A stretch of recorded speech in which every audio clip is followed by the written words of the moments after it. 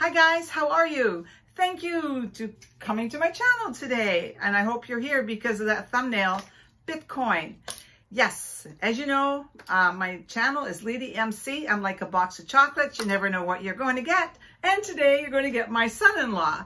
Not literally, but we're going to have a chat about Bitcoin. So before we carry on and we have a conversation about it, if this is the first time to my channel, please take a moment, subscribe to my channel, that little red button down there somewhere. I'm not sitting in the same place. Let's just click on it, and that dark gray bell, push that, you'll get a notification that, hey, Liedy's got another video out. Why don't you come and visit? So with no further ado, let's get to the subject. Well, Bitcoin. Bitcoin. Because, yeah, this is the guy. Jonezy. Only in your life. Only in your life. Well, you know what? I don't know about the rest of you. You know, Bitcoin's going to be a little bit different for me, because for Bill and I should say, because we're 71. And when I started learning about Bitcoin, I was really wishing I was 21, because I'm going, wow, this is right, because it really is something revolutionary. It really is. It is. But I wanted to learn about it and understand it. So I have a little bit of the pie, just a little bit. And you might want to too. We're not telling you what to do. We're not advising you what to do. He only tells me what to do. And then she tells me what to do. That's right. Yeah, and I'm mother-in-law. And so he's got to listen a little bit. So anyway, and so I thought, you know what? This would really be interesting. For those of us who maybe don't want to ask the questions, because sometimes we think, oh, if I ask that question, I'm going to look really stupid, right? So I thought, well, I'm going to drag this guy in here, and we're going to talk about Bitcoin. Crypto-currencies? Yeah, yes, cryptocurrency. Yes. That's it. I just actually figured out last week, really, what cryptocurrency was. So there's a lot of them. There's a lot of them. There's approximately 10,000 or more right now. Wow. Presently available, yeah. Yeah, no, okay. How many of those are going to survive is, right. You know, there's going to be a lot of them that are going to fade off and probably go to zero. Okay, right. So, but let's back up for just a second. Because most of us have ever heard about is Bitcoin. Yeah. Okay, Bitcoin. So, for me, it's to be relatable. Mm-hmm. If I hear Bitcoin 30 years ago, would that be fair? I don't know. How would it be like, to explain it, it would be like Microsoft. When we first heard about Microsoft. Yes, like the initial startup of the internet would probably be the great place to start, right? Because it was so unknown. Nobody knew about it. Nobody had ever heard of it before. Right. Except for if you worked at like a very small college in the States. They used to use it back in the 70s and 60s, I believe. Yeah. But now we're looking at a new modern age monetary system, I believe, and a lot of other people believe. Yeah. It's going to change the way that money transacts across all platforms around the world. And it's so cool. Back up. Bitcoin is like when Microsoft came out. So you got to kind of open up your mind and think, okay. And then we know how that has evolved. That we have Microsoft, we have Apple, we have 30 Google. years later, right? Right. So all these other things came on board. So when cryptocurrency, which is the whole package, cryptocurrency, and then all these other little tentacles, right? They're all just different coins or different tokens, and they all have different use cases and different scenarios where you'd use them. Bitcoin is a decentralized ledger that essentially you can convert fiat over to a digital currency, and it is, how would you call it? It's ink. And that's why we're at it. Right. I need to ask you, you said ledger. What's a ledger? Ledger, well, the original ledger system has probably been around for hundreds and hundreds of years. So somebody would come in and a transaction would take place where I'm going to give you a good, say, a bushel of wheat, and you're going to write it down in my book. You gave me a bushel of wheat, and now you have a credit of, say, $10 at my mercantile store. So that's a ledger. That's the original ledger, analog ledger. Now everything with the internet, the way that it is, everything is a digital ledger system, right? You put it in. You don't actually think you go to the bank and, you go into the back bank vault, there's this nice little pile of money with posted note that says Leedy McConnell on it, do you? No. No, it's just a digital number on a digital ledger system. That's all it is. Okay, okay. So Bitcoin runs on the same principle, except the security of it is backed by some very intense, very creative cryptography, which secures the thing. And then there's nodes that actually, many nodes that secure the blockchain system. That's what the ledger is written on, is the blockchain system. Okay, but you can't see it. It's just... You can go onto the blockchain system and you can validate every transaction, but you don't know who person A and person B is on the ledger system, right? Do love about Bitcoin and about cryptocurrencies, it gives power back to the people. You know, no one actually owns it, but everybody can be a part of it, is what I find the fascinating part of it. Not that the value skyrockets up and crashes down. Nobody likes to crash down. Everybody likes to ride up. And it is very volatile. It's very volatile because, like the internet, it's in its infancy. And people understand it, don't understand it. There's speculators who want to make money on it. And so it makes it very volatile. But the actual value of it, to me, is the value.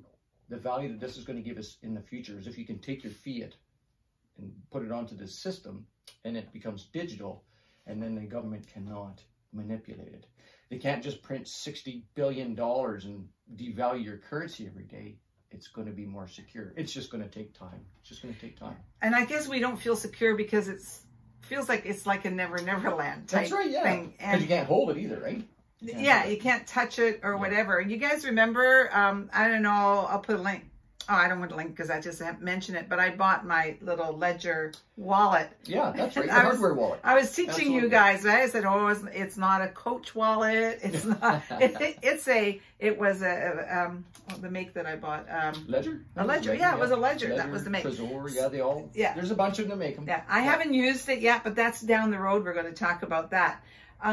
But you just said something I don't understand. Fiat. What you said? Fiat. That's what's in your wallet right now.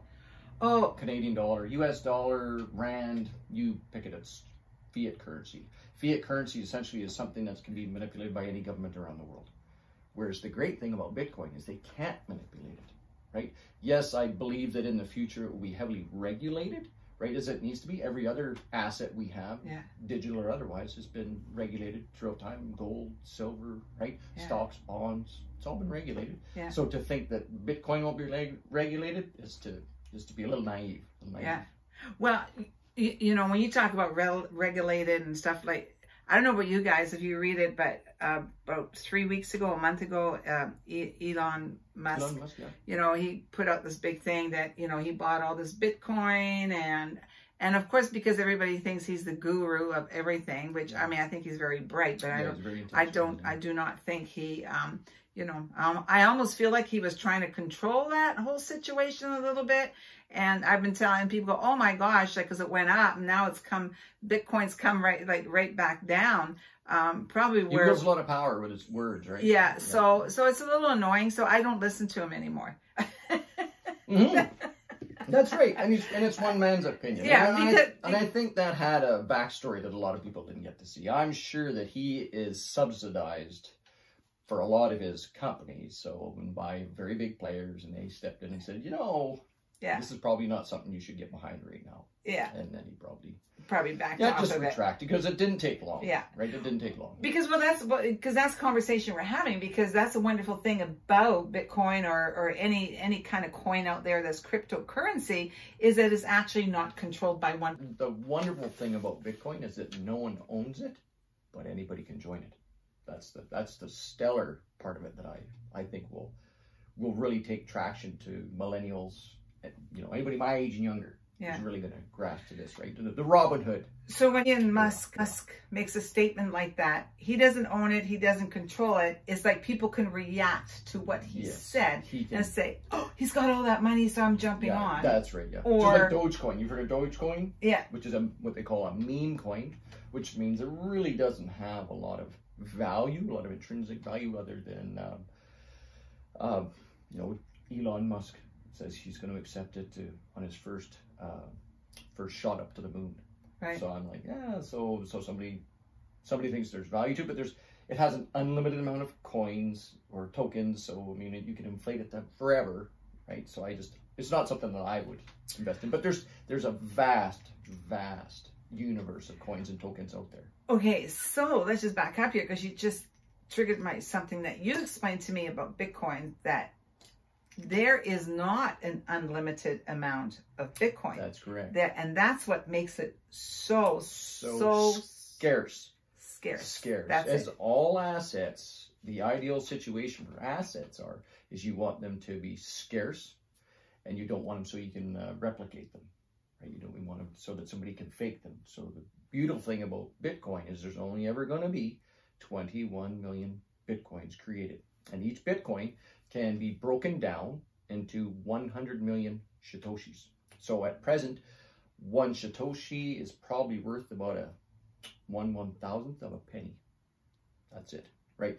But if Bitcoin were to get up to the valuation of one Bitcoin equals $1 million, each Satoshi would equal 1 penny. Yeah, so whether it was, and I believe that was actually thought out, and that was planned, that was their target. They picked it out, said, yeah, well, let's give it a valuation of $1 million. When it reaches that, each Satoshi will be worth 1 penny. Makes sense. Yeah. Right. So, but it also allows a lot of people to get into it, right? You don't have to, people hear the term Bitcoin and think you got to buy a whole Bitcoin. You don't have to buy a whole Bitcoin. No, because what's one Bitcoin right now?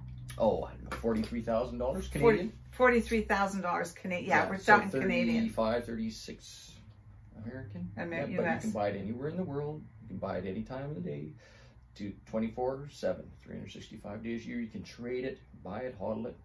See, and that's what's really cool about Bitcoin. If you're like my age, or even like, a lot of people say, I don't have that kind of money at 60, I'm not prepared to put $43,000 into something I can't even see. Do you know what? You can just go buy $100. You can just go and buy $100 of Bitcoin. Yeah. And, that's right. And then just watch it. And I've watched mine go up and I'd go down. I'm still in a winning position from the time I bought it. Yeah, yeah. And but it's not like me buying it. I'm thinking this is for down the road. Like this, it's not something you're going to go in and buy and sell and buy and sell. Unless you're a trader. Yeah, unless you're a trader, I guess you could do that all day long. Like, but I haven't done that. And I'm going, hey, in 5 years, if it gives me some good return, why not? Absolutely. Plus, if we travel, it's going to be awesome to have. You can have your cash with you at any time. Nobody can steal, right? Yeah. And in time, I believe you will actually so this is a little out there, but I believe probably within the next 2 years, you will see an end of a wallet, which is a wallet that a man puts in his wallet, puts in his pocket. Yeah. And you will just have one of these. You'll just have your phone, and it'll have everything on there. You might have your value stored in Bitcoin. So let's say, for instance, you'll have $100,000 worth of Bitcoin, and then you'll need to come out to transact because you're in Italy and you need to buy some nice coffee. You'll just send or shoes or a hat, and then you'll just take out whatever, maybe a quarter of a Bitcoin. You'll transfer it to either here's a term, a CBDC, which is a central bank digital currency, which will be your Italian digital currency. And then you'll just use that to do your everyday transactions while you're there. It's beautiful. Yeah, because what does it cost now when you travel? All the exchange rates. Traveler's checks. Hey, remember that? Yeah, traveler's checks. Then we went. Oh my gosh, I don't even want to think about what Bill and I've paid over the years, just even going to the States. Now, like the Royal Bank has opened up that we can do, banking in the U.S., but it's hard to find the bank that's going to do it. Yeah. But imagine that I didn't have to pay all those transfer fees and all the exchange rates. Yep. That eliminates all of that. It's gone. And the other thing is, too, is it alleviates the middleman. So the banking sector no longer has any control over that. That's the biggie for people. It's a selling point, but it's selling point for me and the friction point for you. Yeah, absolutely. Yeah. Because I'm going, well, what do you mean? Because you know what it does. What I've now learned about cryptocurrency is that I have to be responsible for my own money and my transactions.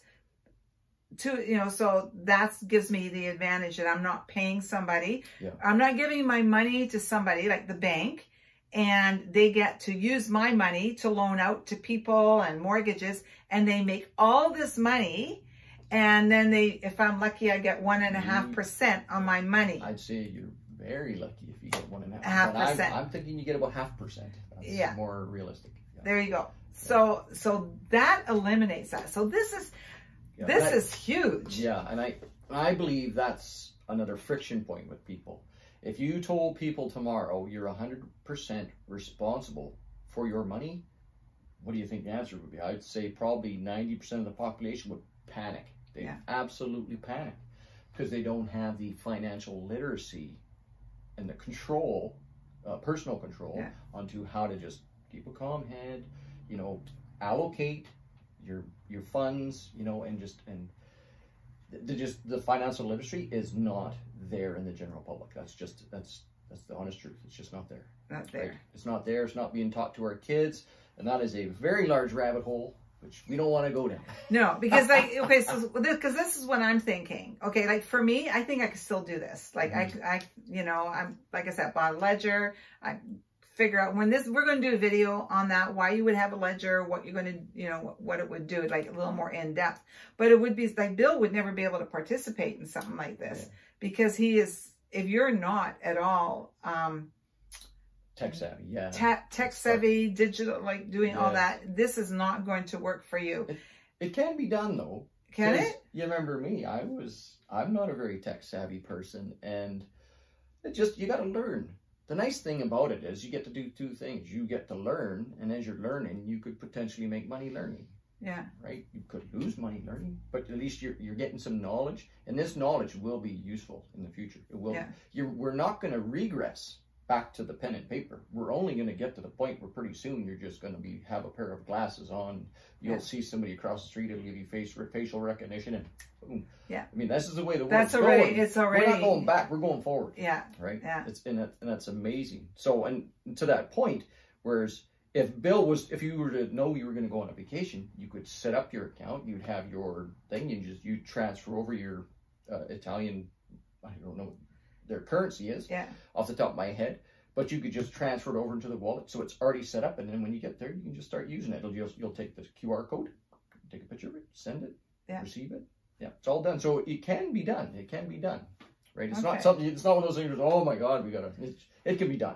That bag's always up there, right? Learn from everything. You want to stay relevant, even if you're not going to use it. Learn about it so you know what's going on. And if you do want to participate, hopefully, you can find somebody that will help you. If not, hopefully the conversations we're going to have in the next few videos, it'll help you. Oh, now I'm stumped.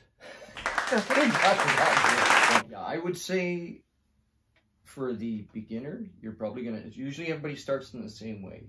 You start off at Bitcoin, and then once you put some money on the line, even if it's just $100, you'll start to learn about it. You'll be incentivized to learn about it. You want to learn about it. And then you'll be like, oh, I think I've taken Bitcoin for now. Now, what else is available? And then you'll start to go down the rabbit hole. And the rabbit hole is deep. It is deep. It is massive. This thing is huge. Yeah, it's massive. In my opinion, it's going to change the way the world works. And it's going to do it probably within, farthest time limit, I'd say, is 10 years. At the pace we're seeing it go now, I'd say it's probably closer to like 5 to 7 years. Wow. Is where it's going to change. My kids, your grandkids will have a completely different looking digital world than we will. It's happening at such an exponential rate. It's amazing. Okay, guys, I hope you enjoyed this. Jonesy, this is so much fun. Yeah, thanks for having me, Mama Bear. Oh, see, Mama Bear. Mama Bear. You guys, we're going to do some more videos, but I do want to mention, if you have some questions, please put them down below in the comment section, and we'll make a note of those. And then in our next video, Jonesy will answer them for you. I mean, there's so much, he knows so much, but I keep trying to reel him in because we need to get an understanding, like we need to try to start from the basics. Yeah. So, in the next segment, I think what I would like to learn is about all the different currencies, basically, what it would be, so we've got Bitcoin, we got other ones. So anyway, thanks for being here, you guys. And we'll see you in the next video all about cryptocurrency. We're going to learn as we go. We're never too old. That's right. Never too old. Thanks to my son-in-law. See you later. Bye, guys.